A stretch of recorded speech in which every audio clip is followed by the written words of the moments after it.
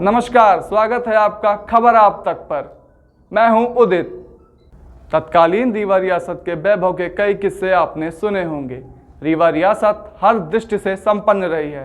धन संपदा के साथ रीवा के महाराजाओं को विभिन्न प्रकार के हथियारों का भी शौक था। यूँ तो यहाँ विदेशी पिस्टल, बंदूकें, तलवार सहित कई हथियार मौजूद थे, लेकिन यहाँ के राजाओं को तोप रखने का बड़ा शौक था।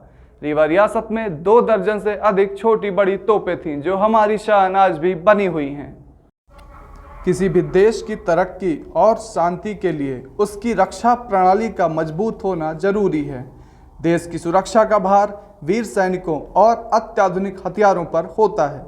यदि सेना के जवान और उनके पास मौजूद हथियारों की गर्जना तीव्र हो तो दुश्मन की नज़रें हमेशा झुकी हुई रहती हैं। आज हमारी सेना के पास प्रकाश की गति से मार करने वाले हथियार मौजूद हैं, जो पल भर में दुश्मनों के छक्के छुड़ा सकते हैं। आज हम बात कर रहे हैं अपने देश के समृद्ध रक्षा प्रणाली की। इतिहास गवाह है कि यहाँ रियासतों के ज़माने से ही दुश्मनों के दांत खट्टे करने वाले हथियार मौजूद रहे हैं। हमारी रीवा रियासत में भी विभिन्न प्रकार के घातक शस्त्र न सिर्फ यहाँ की शान बढ़ाते थे, बल्कि किसी भी स्थिति में दुश्मनों को मात देने के लिए हर समय तैयार रहते थे। लगभग रीवा राजघराने में 24 या 25 तोपें इस प्रकार की रही हैं, जिनमें छोटी और बड़ी दोनों तोपें सम्मिलित हैं। जो ये प्रमुख रूप से ये तोप जो दिख रही है आपको, ये अकबर बादशाह ने बांधवगढ़ के नरेश महाराजा रामचंद्र सिंह जूदेव को दी थी, जब उन्होंने तानसेन को अकबर को दिया। उस समय अकबर के कालीन में मुंसिफदारी सिस्टम चलती थी और उन्होंने राजा रामचंद्र सिंह जूदेव को मुंसिफदार बनाया और उसी के साथ साथ ये तोपें भी उनको दी।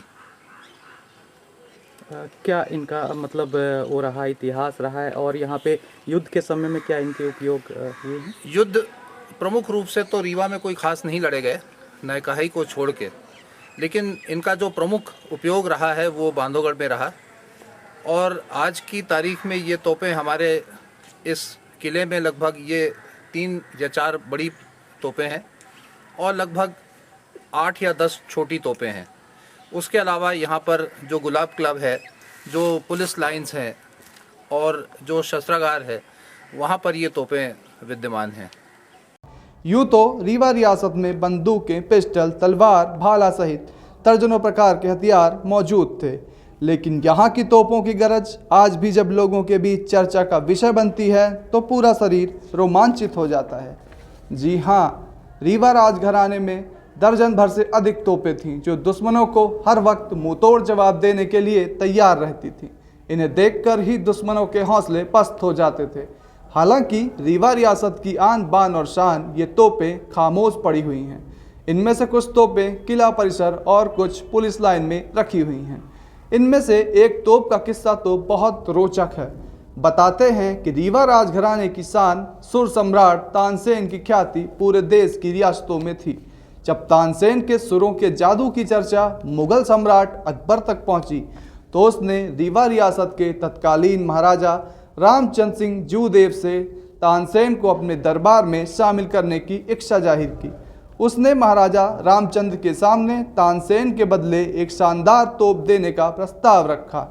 महाराजा रामचंद्र अकबर के दरबार में आ गए और उन्हें सम्मान के साथ पालकी में बैठाकर अकबर के दरबार के लिए रवाना कर दिया। तानसेन के बदले रीवा रियासत को जो मुगलकालीन तोप मिली, वह आज भी किला परिसर की शान है।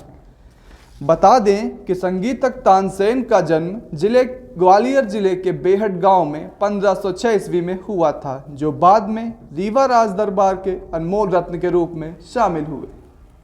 ये खबर आपको कैसी लगी? अपने विचार हमारे कमेंट बॉक्स पर जरूर रखें। हमारे चैनल को लाइक, शेयर और सब्सक्राइब करें। अगली खबर तक के लिए नमस्कार।